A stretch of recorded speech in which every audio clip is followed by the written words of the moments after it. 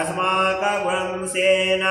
अवतु प्रयोसो इन्द्र आसनेता बृहस्पतिर्दक्षिणा जज्ञाह पुरयेतु सोमा देवसेनानामभिभञ्जतीनां जयन्तीनामरुतो जन्त्वग्रह्मा जन्त्वग्रह्मा इन्द्रस्य विष्णु वरुणस्य राज्ञ आदित्यानामरुताव सर्द उग्रह्मा